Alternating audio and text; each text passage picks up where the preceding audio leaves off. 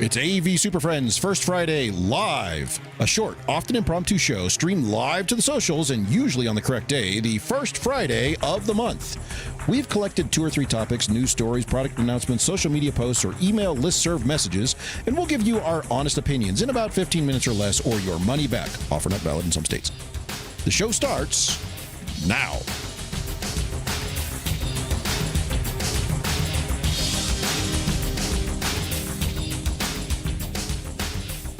I'm looking for my timer thing. It's right there. There's the timer thing. All right, hey, there we are. Okay. There's nobody watching anyway, so it doesn't matter. Not yet, anyway. All right. Oh, they're gonna. So, hey, everybody. We're live, broadcasting live from everywhere. I'm not going to do the whole thing because I'm not looking at it right now. You can imagine what it'd be like if you did. It's just like the regular show, but put that right here. Go. Think about it. That was it right there. Toast, milk toast, all that stuff. When you do the whole thing, I'll do the whole thing. I didn't write up an intro or anything. You missed it. It's too late. Go back. The time has passed. I'm going to start it again. We're going back. Okay. Let's do it again. We're just going to start over. No, okay. Screw it. All right. Let me start this thing. So, First Friday Live, we're trying to do this new show. The idea is first Friday of every month, and every random Fridays when we pick it up. But Chris, today's not the first Friday of the month. Yes, it is.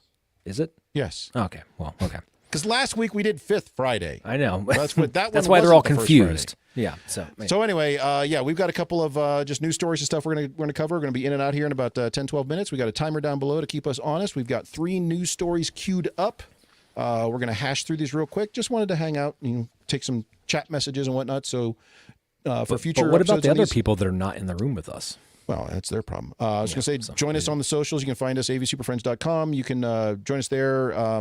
We go live on Twitter and LinkedIn and YouTube and wherever you're watching this. So, yeah, wherever you're seeing this and listening, you know how to get there. So we're not talking to you. Yeah, go tell somebody who's not here. Justin is not here. He's on an airplane right now, I think, on his way to Infocom. Justin teaches a 3-day course every year on how to yell at staff or something. Mm-hmm. And his legs hurt, so it takes him a long time to get there. So. Jamie is not here because Jamie is, I think he's coaching girls soccer. Yeah, he had some kind of multi-day soccer extravaganza going on. And Larry has kidnapped his son. To go whitewater rafting / hiking / biking / I think it's mountain biking on a raft. Right. Something. It sounds exhilarating. Yes. I'm in. Let's go. You should stop this. Larry's off being a dad. Jamie's coaching girls soccer, and Justin is complaining about something on an airplane.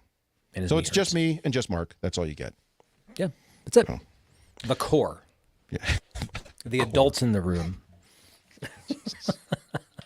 All right, let me start this timer, and we will bring up our first. Wait, go. Click the thing and go. There it's going. Well, all right. You're getting extra. Is it going? It's going. There now. it is. It takes a second. It took 3 seconds. It has to warm up and to go to it. All right. So first news story, this comes from, where was it? You grabbed this from the Commercial AV Discord, I think. Yes. Low budget setup for video conferencing in a classroom. I'm sorry, video conferencing in a large room. Large room. Did they have the size in there? Share the size of that room. It does. All right, so let me read the entire post. I've been tasked with improving the video conference setup in our small office. We use Zoom. Good for you. We have a single Logitech meetup camera at the front of the room for mic, speaker, and video. The video is acceptable, but the audio really sucks. This is a fairly noisy open plan room. People sit in a 20 by 15 foot area for the actual meetings, but the room is far larger. I'm hoping a couple of ceiling mics will be enough, but I'm open to alternatives. Any suggestion for a low budget around $1,500? First of all, you're screwed. Secondly, if you find a solution, tell everybody because you just solved the entire industry. Yeah. Thirdly, I just want to point out, it amuses me how quickly the comments in this one are people recommending like full-on no-fooling codecs, who clearly don't understand what a $1,500 budget is. First thing you need, so you got $1,500, you want to buy this $10,000 codec. Yeah. I know it may seem blasphemous, but you're going to need it. You're going to want it. And here's a service contract. It's another $10,000 a year. Make sure you pay that too. So. Or they'll shut it off on you. Yeah, I was laughing at this. There's a lot of solutions for this. I don't know, Mark. What are your thoughts on this one? Well, first of all, I'm going to starts off, and it's a commercial Reddit because they have the Logitech camera at the front of the room, as every good post in commercial AV has. It always starts around the Logitech camera. But I think the sentiment when you get through this whole article seems to be about the same, that let's focus on the expectations and what it actually costs to do this successfully and not try nickel and dime this, because you can easily swallow that $1,500 attempting to do anything and it'll probably be worse than what you have right now. In a scenario if you don't have enough to do the right thing at all, just doing the single wrong thing, stop there. First rule of holes, when you find yourself in a hole, stop digging. Don't go any deeper. So that's my take. There was a couple clever things, like maybe a couple overhead microphones, but now you're getting into the DSPs and all this weird stuff. And, and not for $1,500. Not $1,500. Yes, you can buy the physical microphones for that, and you may be able to get some cabling in there. But yeah, what you're missing is the system to actually handle and mix that audio well. So he's on the edge. He or she, sorry, I don't know who this is, on the edge of what I can get out of a quality soundbar system. You're right there.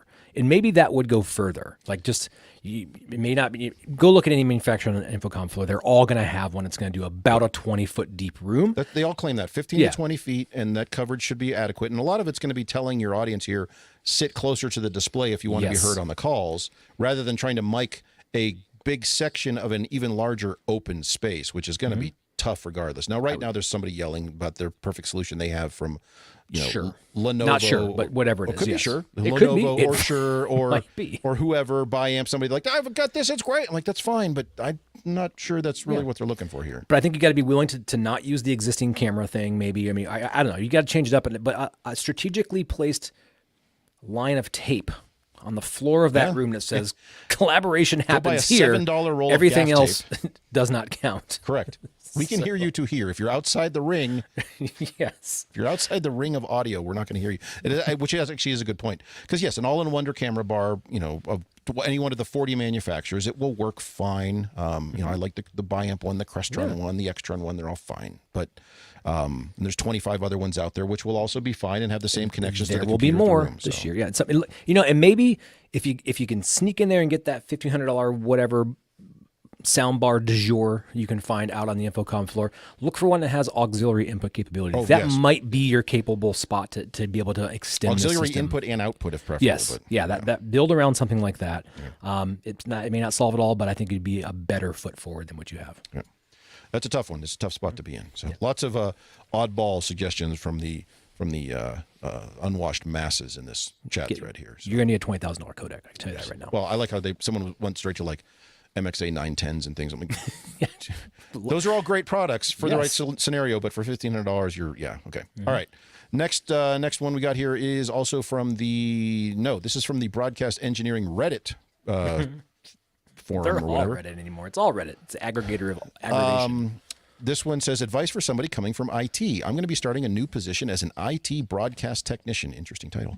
All of my previous roles have been some mix of help desk / sysadmin. Has anyone moved from IT into broadcast engineering? I'm looking forward to learning everything, but was wondering if anyone had any advice so I can hit the ground running, pros and cons of the industry, etc.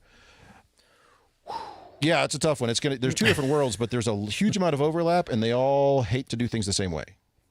Yeah, I think there is so many different ways you go. But I think if you're coming as the true IT and you can see things that way, you will find where your value is right away. If you're moving into a facility that has modern workflows or anything equivalent of it. Now, if you're moving into the broadcast domain that's built on like 90s kind of broadcast, it's probably going to be a world of hurt. And I'm sorry. But well, I almost wonder reading through this, this is somebody with a help desk sysadmin background. So they're coming from like that PC world of PC printers, Wi-Fi, they understand in theory, IP schema, networking, they understand that. They're moving into broadcasting for whatever reason, okay, great. Well, it almost sounds like what they need to plan to do is to help IT-ify, network-ify some broadcast workflows. I would honestly, my reaction or my thought on this is stay away from learning SDI and Triax and all the rest.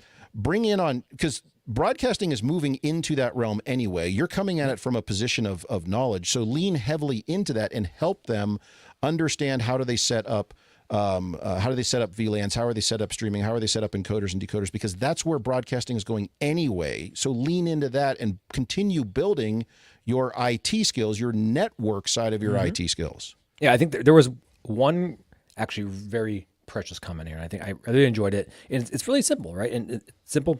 IT world is mostly TCP oriented email servers, etc., where time is not really important.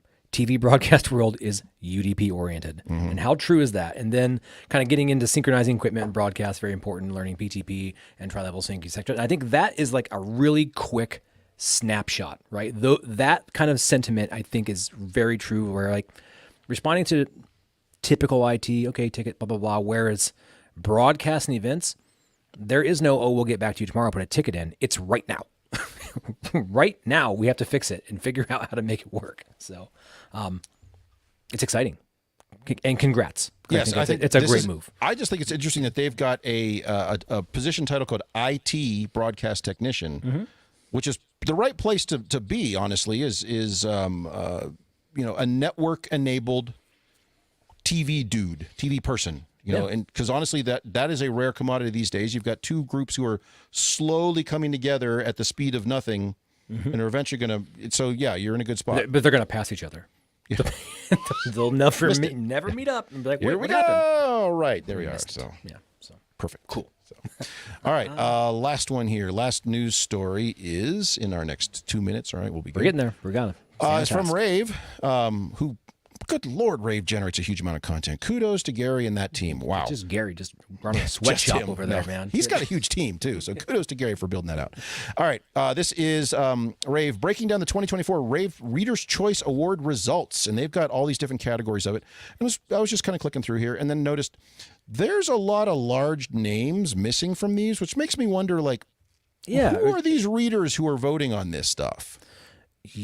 Yes, exactly. And they're like... We'll put the notes in there. We'll put the link in there. But if you haven't read them, go through it. But you'll notice a lot of historical larger name manufacturers are just not necessarily in there. And then some are in there and you're like, wow, I didn't really recognize them as doing that, but okay. Yeah. Like, do you want to call any out, Chris? Do you want to actually call? Well, yes. Okay. So here's ones that caught my eye. I'm looking for the projector brand one. Let's just jump in there. I was looking for the projector. Where is it? I'm not seeing it. I'm right here. Favorite projector brand. Okay, yeah. So I'll let you read it. I can read too. Yeah, favorite projector brand. We got the lion's share right now coming in at Epson at 38.5%. Okay. Barco, 24.3. Okay. Sony, 21.9. Then you have some digital projection and some Sharp Business. I didn't see Panasonic or anything like that. And where the heck is Panasonic on that list? That's weird. Are they really not even cracking this list? No. I was shocked. Something seemed weird. Yeah. What this says to me, first of all, Barco, yes, they sell little projectors who are made by like Hitachi or somebody else. They're not even Barcos. Barco having such a huge response to this, 24%, means you're talking to event people here. Because the only people who buy Barco projectors, you're buying big dog projectors for event spaces or rental and staging stuff. Digital projection, same thing. You're buying big specialized projectors for your museums and concert halls and things like that, or rental and staging. This is a weird response on this one. So, right. Or it just shows us like higher ed is not in this contingent at all. Like, I don't know. It's just, or whatever. Maybe I'm wrong. That one caught my eye. I don't know, favorite new AV product, and then there's things on there that aren't new. The AV over IP brand was interesting too, because just the way that fell. The biggest players in AV over IP brand. I'm not sure how this was asked, but Crestron and Netgear were the Netgear doesn't make anything for AV over IP. Shocked. They make network switches. Yeah, so that's like saying Exxon makes the best cars. It's like, yes, no, they make the dinosaur juice that you put in the car. Exactly. So that was just, I was surprised. It was funny. So I'm not disagreeing. I do want to point out, favorite tech support team was Crestron, because everyone has to call them anyway. So yeah, have fun with that. So the best tech support team is the one you don't ever have to call. Put it all online.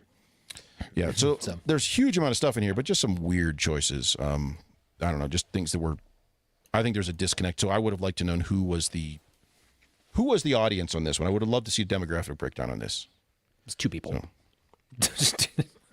And then company of the year, Legrand AV. Well, Legrand makes a huge amount of stuff. Everything. So that's a consortium of the year award goes to massive conglomerate of the year, wholly owned by Haddon Industries. That's right. All right. Well, we did it. We promised under 15. Correct. Yeah, we went way over time. So there you go. A little bit over. So yeah. So, well, I'm going to stop that because it's blinking. Stop that clock. It's annoying. Yes, it just keeps flashing at me. Flashing and blinking and blinking and flashing. out of sequence. You just break it all anyway. But we survived. You all survived. 50% of the people you're looking at right now will be at InfoComm next week. Yep. I'll let you choose who that 50% is going to You be. decide. But you can find me there next We week. will be busy. There's still going to be things going on. So take care and make sure you tip your wagers. So yeah, find us in InfoComm. We'll be back in a couple weeks with more podcasts. Thanks, everybody. See ya.